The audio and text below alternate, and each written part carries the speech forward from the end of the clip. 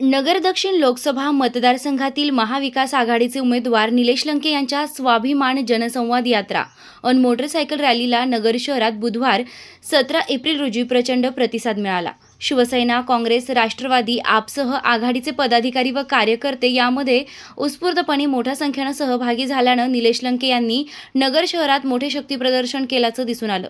शहरातील दिल्ली गेट येथून सकाळी भव्य प्रचार फेरी व मोटरसायकल रॅली काढण्यात आली।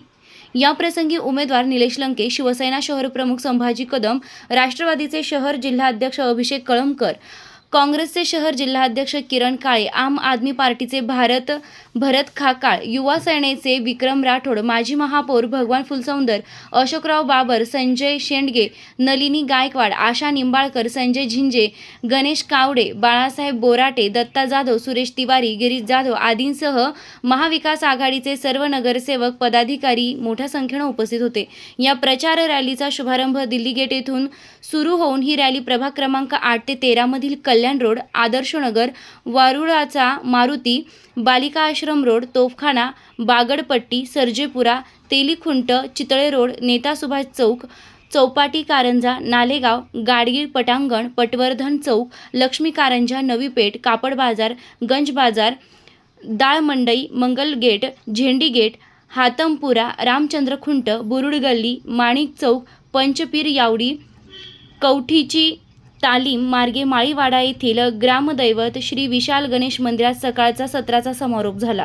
प्रचार फेरी दरम्यान नवी पेठ येथील पुरातन श्रीराम मंदिरात प्रभू श्रीरामांचे लंके यांनी दर्शन घेतले। आज स्वाभिमान जनसंवाद यात्रेचा 17वा दिवस आहे आणि 17 दिवसामध्ये ग्रामीण भागाचा अतिशय मोठ्या प्रमाणात उत्स्फूर्त सहभाग पाहायला मिळाला।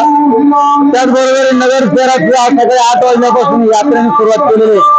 नगर शहरामध्ये सुद्धा उत्स्फूर्तपणे लोकांचा सहभाग पाहायला मिळालेला आहे। दुसरीकडे संगम आपल्याच पक्षाचे सरकारी होते, आज ते महायुतीचं काम करत आहेत। नागरिकांचा कसा प्रतिसाद आहे? माझी राजकीय सुरुवात शिवसेना पक्षातून झाली आणि आदरणीय कैलासवासी अनिल भैया राठोड त्यांच्या तालमीत वाढलेले आम्ही कार्यकर्ते यात। नगर शहरामध्ये मला फिरत असताना सगळ्यात महत्वाची एक कोणी मला आज भासली ती म्हणजे आज भैया असते, तर मला आज या शहराची कुठली काळजी मला वाटली नसती, पण भैयांच्या रूपात माझ्या बरोबर सगळे सहकारी मी आज या ठिकाणी पाहतो, त्यामुळे मी दुसरी कोणाची चिंता करीत नाही।